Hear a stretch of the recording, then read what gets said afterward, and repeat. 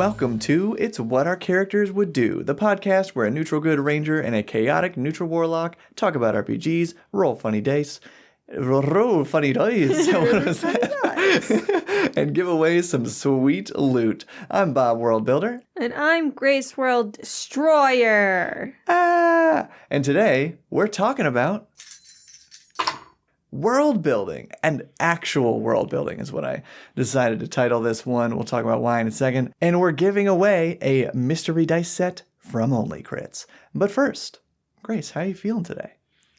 You know, it's Thursday. Thirsty Thursday. Bob it is and Thursday for us. We're both drinking beers. We have two brews right here. Yeah. Slurp. That wasn't a command, but that was in lieu of the actual sound. But yeah. So I got a new job. Yeah. We're kind of celebrating, I feel like. After my old new job got canceled? I don't think that's really the proper use of the term canceled, Yeah. but this is all a new update probably since the last podcast, right? I think so. The last one we recorded, while we were between moving, basically. Now this is the first one recorded in the new studio space. We got a 2-bedroom now. We have our own space to do this. But yeah, so changes with your job. What happened there? So the company that I work for, who shall remain nameless, had a contract with the company that I was stationed with. I'll word it that way. And the contract was not renewed. Bum, bum, bum. So now I had to find a new placement within the company, and I found one. So it was a little stressful for a while, but now I'm just have to focus on all the onboarding that I have to do. Again, yeah.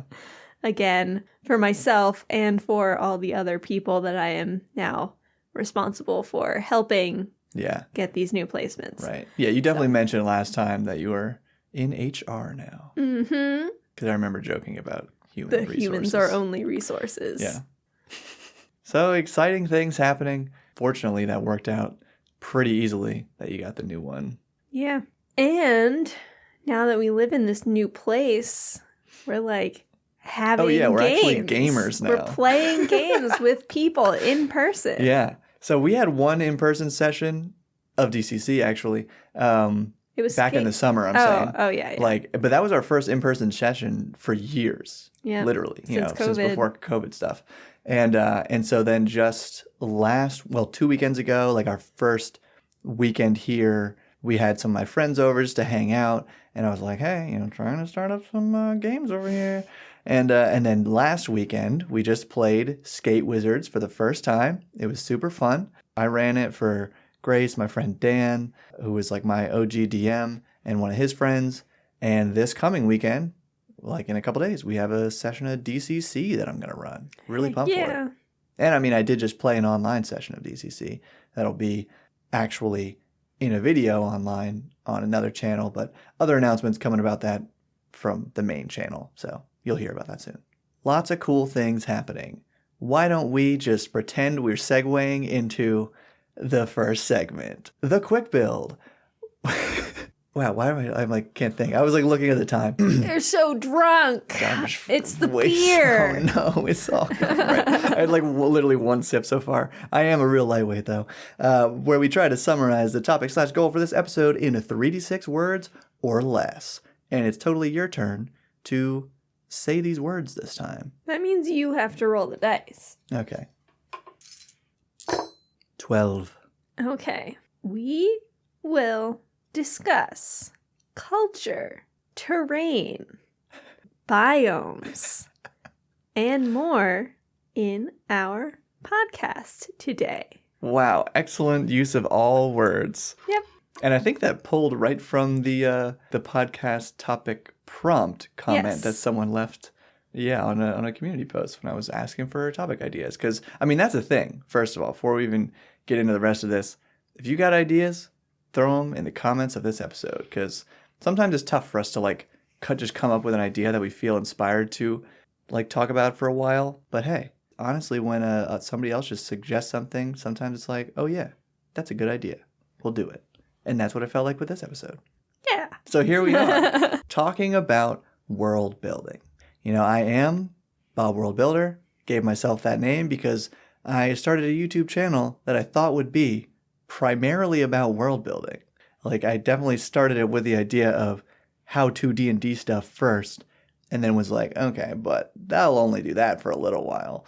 And then it just became the whole thing. He got too famous. Well, obviously not, but just got carried away with that because people clearly wanted to hear about that. And I didn't really seed in, I didn't know anything about running a YouTube channel really, so I didn't seed in any world building content very much so in those early days. And then it, just one thing led to another, and then I didn't do it. I had some videos, but they were few and far between. And I'm trying to get back more into that now that I'm trying to be a little more system neutral, and world building is a good topic for that.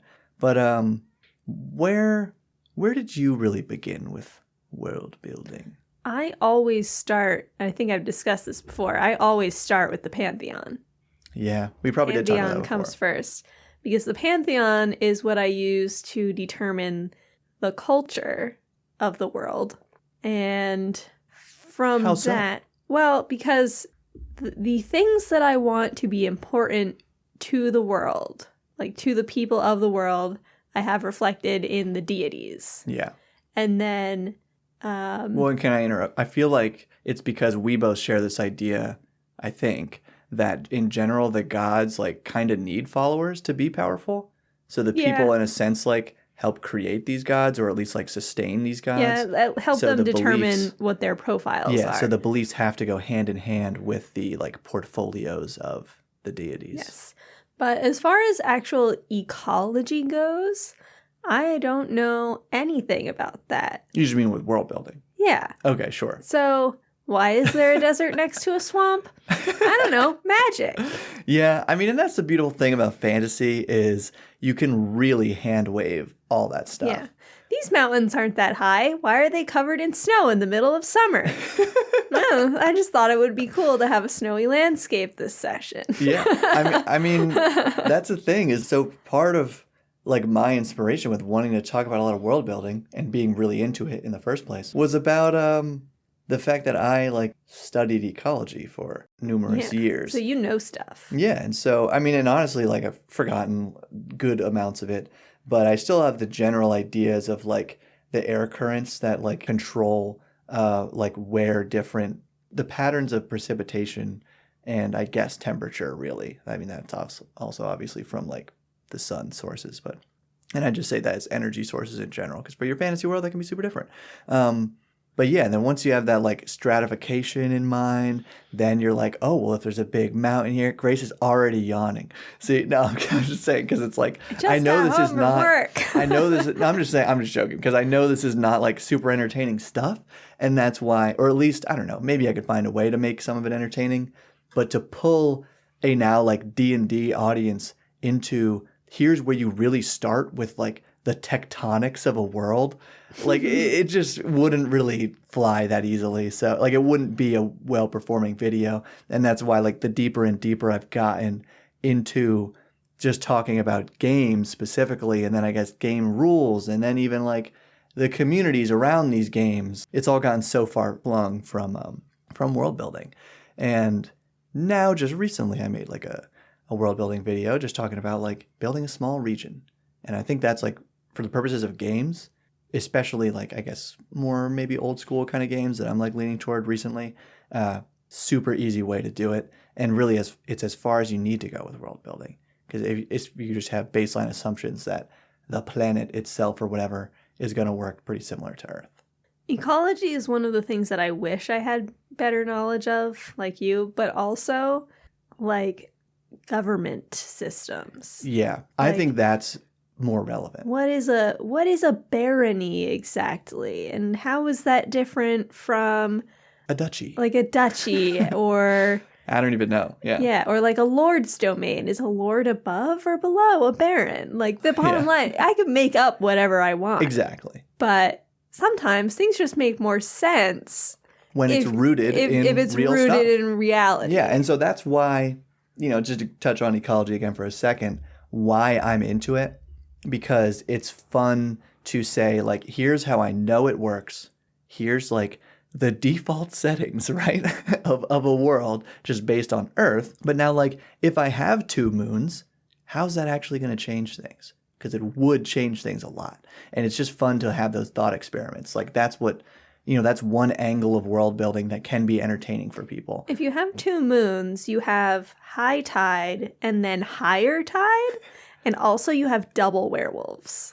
Sure, werewolves would be even more powerful. If both moons are full, way more powerful than regular an Earth extra werewolves.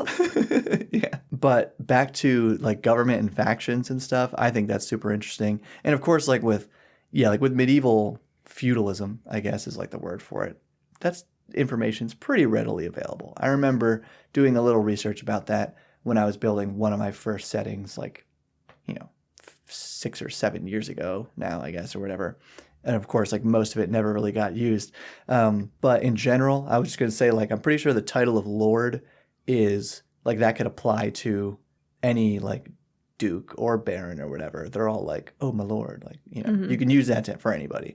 I guess like higher than that, maybe it would get more specific with how you would address them and stuff too. But yeah, there is a clear like hierarchy to all of that. And now it used to work in like medieval Europe. And of course, people are free to mix that up, however. My settings government is kind of based off of what it's like in Skyrim, where you have a bunch of holds, and each hold has a monarch. Mm-hmm.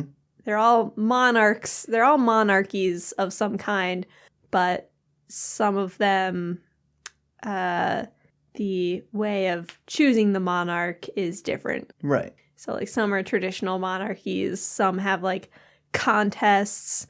One hold has a giant LARP that they do, basically, to determine who their monarch will be.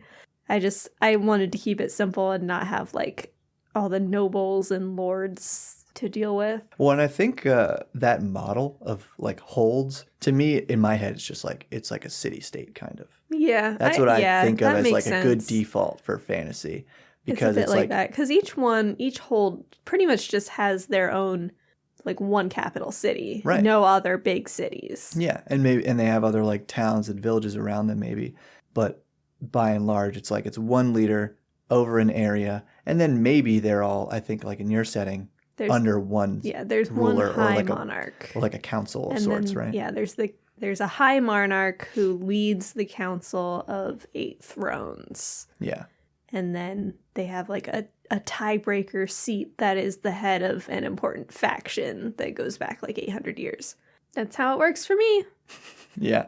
And I guess as a little bit of a contrast, so like what I described that I made that video about recently is really just talking about basically like one hold or like one city-state. Because the idea is like it's just a singular region. Now, of course, like that can be kind of big or small. Like region's a pretty broad term. And I guess the thing I based it on, which was this Gygax 75 method or like challenge, whatever you want to call it, I don't know how much it actually mentioned government even. Because that's the idea, is really you're just kind of creating like a town, a dungeon, and the land around it. And then you can decide like, okay, who runs the town, or like, is the town a city? Like, is it bigger, is it smaller, whatever. But you don't need to get like into those details too much. Because again, for that old school game, it is trying to gear your party more towards like exploring the dungeon anyway. But I really like the supplement for the details it did give about how to make the town cool. I don't remember them off the top of my head. You can check out that video. But it's just like that one city-state then, because it's really easy to like make puzzle pieces almost and like build them as you go. Yeah, and if you're just doing it one at a time, then you can take the time to make that one place really detailed, rather than trying to do one or more whole continents at a time where you can't really refine it that much. But at the same time, if you try to be more broad with it, then there's more wiggle room for your players when they're creating backstories, which is something that I tried to do initially with both my homebrew campaigns, both the Patreon and the home game that I'm doing. Yeah. But now that it's been like a year into both of those campaigns, things are significantly more solidified. Yeah. So there's a little bit less that I can do with backstories. But I'm finding ways to fit things in. Yeah, you just have to get more into like specific details the further you go with any setting, I guess, as it gets built out. And then hopefully part of the idea is like, it's a little hard with like the Patreon campaign where like if you have a new player coming in, I guess they can read the background info of like what's already been going on in the campaign. But in general, if you have like this home group, then if they need to make a new character, like one of those players, hopefully like the player now knows more about the setting, and then they'll build their character with all that in mind. So it's not having to force you to create a whole new area or something to accommodate their character, and it's more collaborative, I think. Yeah, I mean, for people in the game already it is. There's like a character death. Yeah. But I am trying to bring in a new player right now. Yeah. And it's just made it more challenging for me to find someone that I think will really fit. What's the challenge? Like, because you're saying there's not a lot of room in the world left to like build it out? And I say, give me 5 sentences of a backstory of the backstory of the character that you're going to use. But that's not enough detail, because someone can just be like, I come from a tribe of I don't know, lizard folk warriors who live in the desert. And it's like, nobody lives in the desert. But that's not, only Tunkali live in the desert. Yeah, you're right. It's tough to like find the right amount of information to tell a brand new player. Because then there's some details that even my current players don't know about. Yeah. That if I shared broadly, right, then, that kind of... That's true. It's always a balancing act with the world building and like how much information is revealed. How much information how much world building information to then share with your players. Yeah. How much needs to be a mystery, and how much do they need to know to build characters that fit. Right. Yeah, and that's why I guess it really just needs to be, like, it's best to do this kind of thing in a session 0 where you're all just sitting there talking.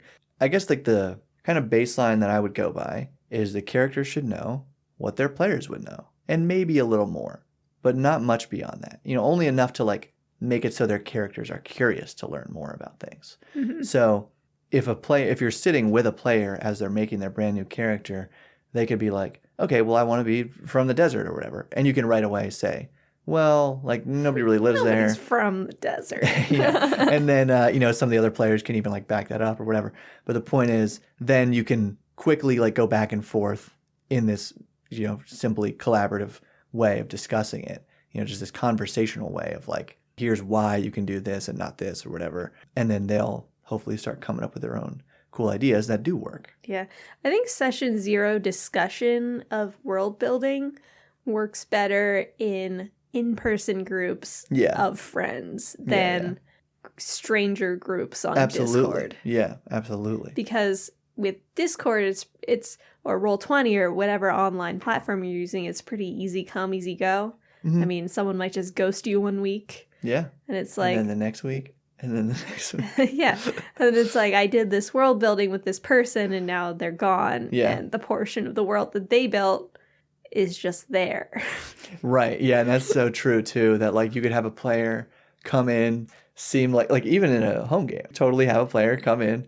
They like are all excited about it, but then just like, oh, their job changes. They can't come to the game anymore. Well, they created all this stuff. Like how much of this do we want to keep? How can I use it?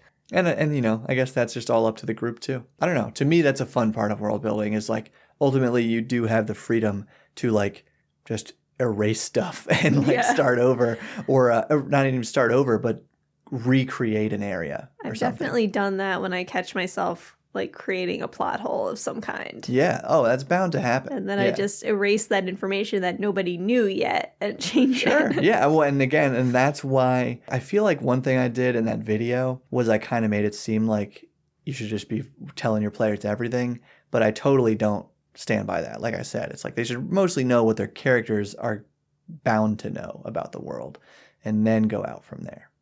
Ready for a break? Yeah.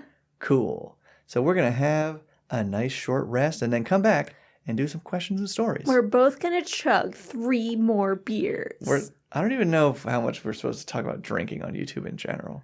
So we'll keep that to a minimum. It's root beer, though. There we go. And we're also not going to do that.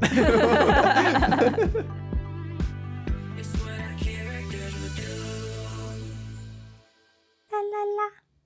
Now, It's time for a random encounter, where we roll to read your stories and questions generally about this topic, and the person who wrote our favorite story or question takes home some loot.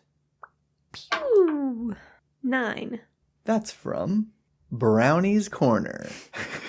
How do you deal with / accept the consequences of improvisational, in-the-moment world building, then realizing the detriments of what you've created after? This happens to me all the Marauder's time. Map from Harry Potter. Give me an example. What do you mean? Just like anytime they're asking me about lore. You make something up that you regret later? Sometimes I do that a lot. Or I at least tell them something that I didn't actually want them to know yet, but then like in the moment got excited to reveal it. How do I deal with it? Yeah, how do you deal with it / accept the consequences? I usually have to just go back and revise some other things. Like I talked about with plot holes. Yeah. You just sometimes have to erase something that they didn't know yet to change it in order to make it fit better. Yeah. Yeah, honestly, like, I don't think I've really run into that problem recently, in a long time myself, because it's been mostly models for me for a long time. It really just depends on the severity of it, though. Ultimately, I would hope it's something I can run with and even expand on. 9 times out of 10, it doesn't really matter because chances are they aren't going to remember anyway, unless they are very detailed note takers. Yeah. Or, there was, I think, like 2 instances where I went back and I retconned something that I said. Right. And I just said to the players, hey, I one of them is like the Wand of Yathagera. Like in my home game, it was originally called the Staff of LaRue.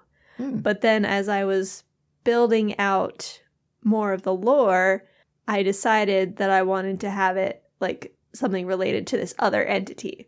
So I just messaged them and was like, due to world building reasons, as things have progressed, the name of the thing that you're after now is the Wand of Yathagera. Yeah. And they were like, and that's fine. Cool.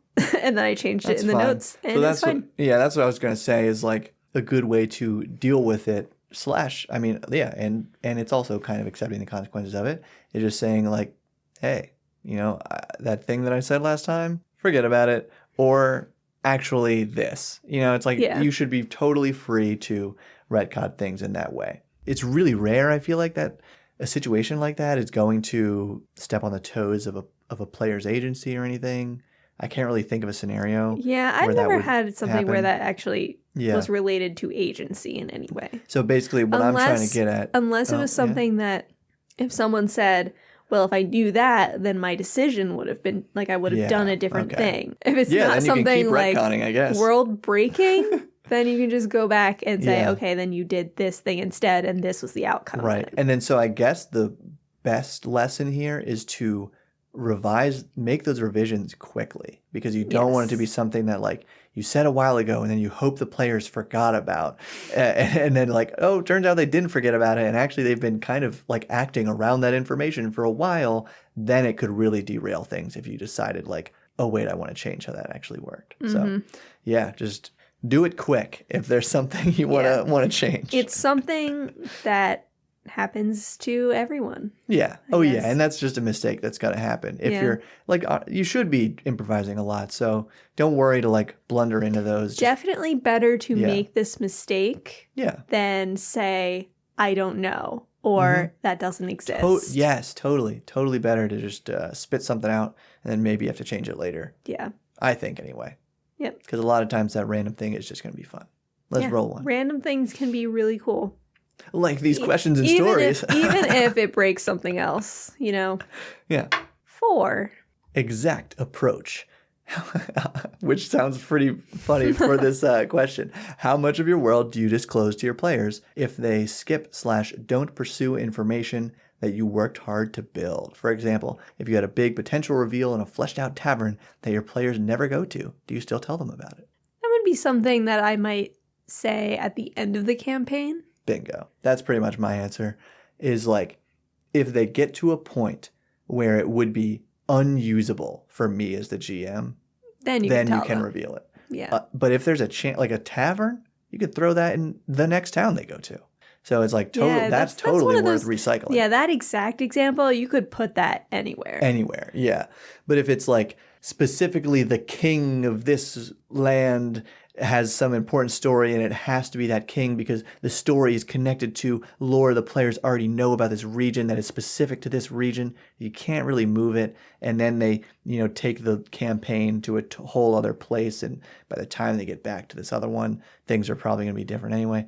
Then you can just tell them at some point. Yeah, but I still kind of want to save it till the end of the campaign. The only time I've done that is with a character whose player left the campaign, and I wound up recycling some of the elements from it. And the players were asking questions about an item that I had recycled from this other character's backstory. And then I did go in and tell them, yes, this was actually intended for this character, but I changed it so that you guys could use it. Okay. And gave them a little bit of the alternative lore to what actually happened. Alternative lore. Yeah, the alternate reality version of what would have happened. Yes, in another universe, with that. It happened this way. Yeah. Yeah, that works too. Okay. There was something interesting that I read, probably on Reddit, about this place that exists below the Underdark. Whoa. That is where all DM ideas go to die. That's funny. And it had a name. It's some kind of cavern, but I can't remember what it was called. And I was trying to look it up. I was trying to look it up, but I couldn't remember it all, and I couldn't find anything about it. Somebody here has read that Reddit post. Now, I don't know if you know this, Grace, but this channel now has over 2,000 subscribers. Wow, I didn't know that. So somebody knows. Right. And you better share it with me. Here's the thing. There's still, I used to say there's 100 people who listen to this. Now there's probably 300 people who listen to this. Wow. So one of those 300 people, 300 people probably knows what you're talking about and needs to put it in the comments. If they don't, then maybe it was just some weird dream that I had. Put it in the comments anyway. Roll another one. Make up a name for it. 10. Really emphasis on that. 10 or else. How many, this is from Gregory Johnson. How many variants of Billy are too many for NPC names? There no can't limit. be too many Billies. Well, variants of you got your Billy. Obviously, you got William, Bill, Willie, Billet, Billier. You could make it backwards. You could I know I had a lot of Johns in my first campaign. Yeah, I'm really bad at coming up with a name from my own head, so a list of names is always a thing that I kind of need to have at the table. If I need a name, I just quick pull up the NPC generator. Yeah, but I want to still have it pretty much on the spot. I want to have it within seconds, a single digit number of seconds. That's like a double digit number of seconds to use a fantasy name generator. Well, usually when the players are talking about doing something that will involve an NPC, then I pull it up and I do it before they even get to the NPC. Well, then that's great. Yeah. Because that's working on the fly. Yeah. I mean, I'll just say this kind of touches back on the world building aspect. If I have the time, I will create that list of names using either real world names or names from a language. I use this a lot in world building. The idea of an analogous language from the real world that kind of represents the sound or culture I'm looking for in a certain group in my fantasy game. Yeah, I use Esperanto for the ancient language. Yeah. I mean, it's one of those things that for me, maybe my players don't even give a crap about it, but for me, it makes things feel a lot more grounded when things sound like they are from the same language. And then, in our fantasy world, they are from the same culture. I don't know. To me, it matters. But yeah, everybody can be Billy. Let's roll another one. Billy! Dang, a lot of 9s. It's a good die. AC. This is another funny one. Yeah, from AC. What is the most anime thing to happen in any of your D&D games? What came to mind when I was putting this on our list was the time that Zion's character dropped hundreds and hundreds of feet. It was 1,000. It was 1,000. Yeah, and he made a name for himself. The 1,000-foot giant. Yeah. And so he was a barbarian character, raging, and he had a lot of hit points at this point. fell 1,000 feet, and this is in 5e, where there's a cap to fall damage, which is stupid. And we rolled it all because it was possible for him to survive. Right. Well, possible for him to die, I guess. But he survived. Yeah. And that raged. Was pretty epic. He raged halfway down.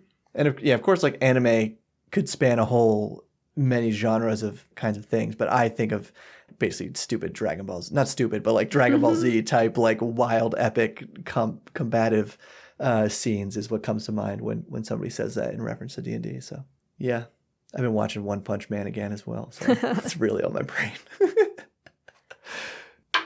5. Dirk McThermott. Aside from tying it into the PC's backstories, what's your favorite way to grab the player's attention / engagement with your world's lore, aka stuff the players don't normally have a good reason to care about?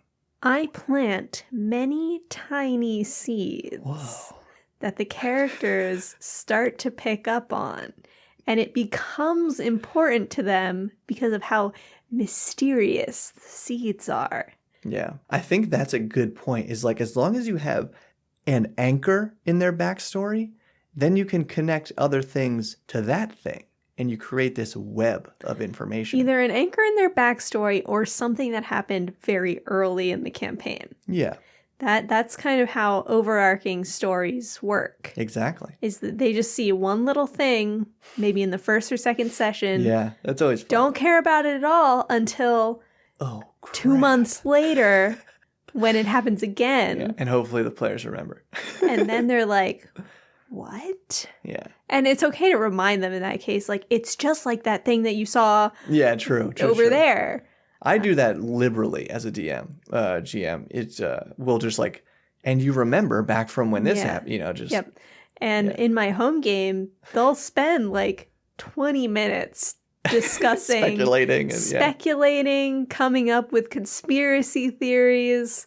They can really go on it. And then you mine the heck out of those conspiracy theories. That's where a lot of good world building should come from. I mine those. Yep.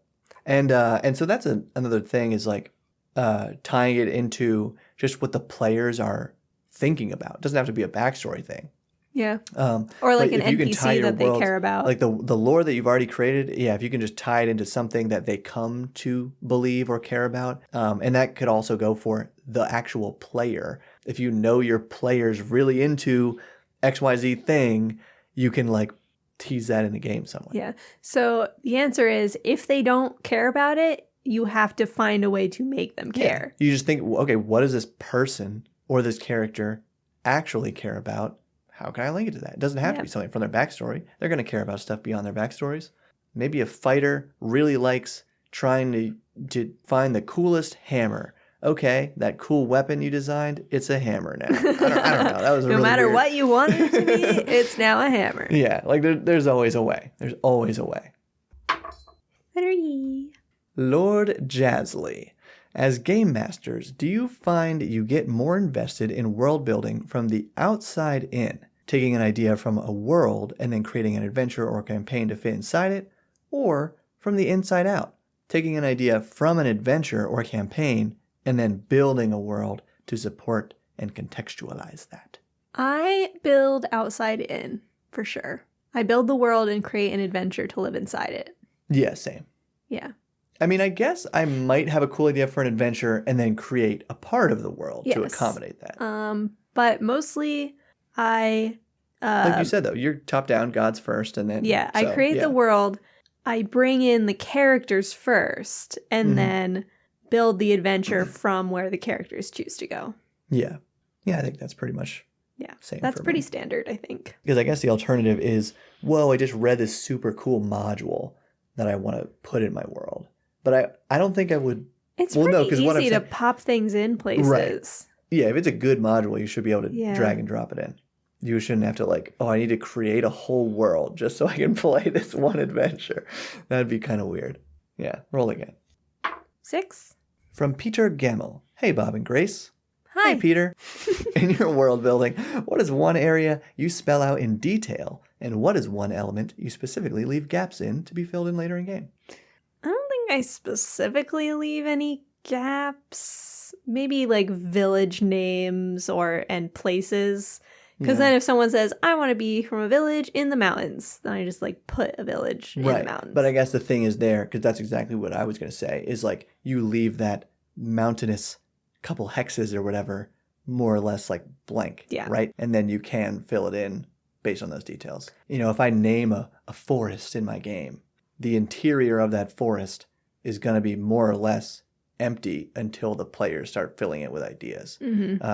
Or, you know, I'll come up with a couple really cool like pinpoints in there, but I won't fill it, you know. I don't think I ever really fill a thing My up. big old forest was more or less empty, except for the one big mysterious tree. Yeah, you gotta have the big mysterious tree. You gotta have the big mysterious tree. Fantasy world, and then, giant tree. Like, somewhere. one of the players of the Patreon campaign wanted to be from a drow village, but on the surface, where most of the drow in my world live under the mountains. So I was like, okay, that's shady. It's in the forest. Throw it in the forest. Yeah. So yeah, is there anything I spell out in detail? I mean, I guess like you said, your pantheons. Pantheons and religion. And I spell that out in detail. Half of it, the players don't even know about and never will. Right, it's just fun for you to make. So yeah. So I guess that's the if there's a lesson here, it's, you know, detail the part that you really just enjoy making. Maybe that is the government for you. Maybe it's also the pantheon.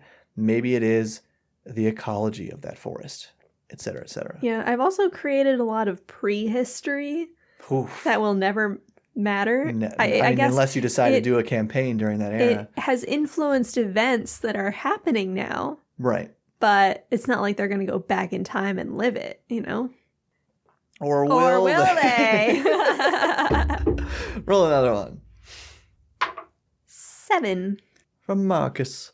There's a character that always shows up in my games who functions as a usually kind of plot-relevant comic relief character. His name is Herrick. He's a noble of near absurd levels of wealth. Nobody knows how he makes his money, but he's wealthy and influential because of it. The only descriptor I've ever given is that he's always dressed in the most absurd fashion and always wears a gigantic pelt hat with a peacock feather in it. Anyway, I love him already. And anyway, he was a character in one of my PC's backstories, and I decided to make him show up during one of the sessions. Here's where the story actually begins. My players are dealing with a revenant who became king, and they wanted to quietly kill this guy and install the previous king's son as the new king. Sounds like a good mission. However, right at the end of a very climactic boss fight, in strolls Herrick, who sees the players murdering the previous king, who nobody knew was a revenant, and runs off screaming about assassins in the castle. Okay, so my question is, when you're running games, is there any time that your comic relief gag characters become extremely plot relevant? If so, which times have worked out the worst for your players?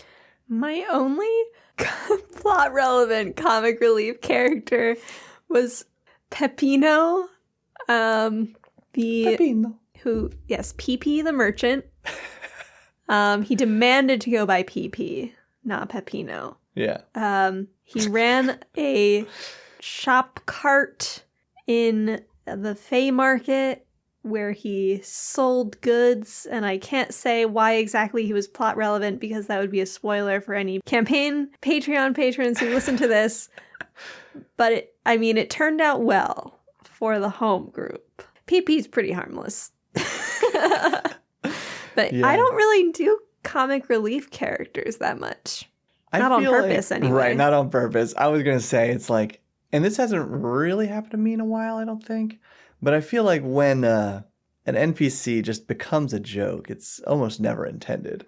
It's because the name maybe was unintentionally funny, or some other detail that just happens spur of the moment, and then the players latch onto that, and that is their opinion and perception of this character forever. And then you can get offended about it, or you can play into it. Exactly, and it's the way that our games tend to go. Is like I think we always tend to lean into the goofy stuff. So yeah. Peppino. He was modeled after Chris Fleming. I didn't know that. Probably my favorite comedian. Oh wait, yeah, I did. Yeah. Okay, we'll squeeze in one more here from Cryptic Medicine.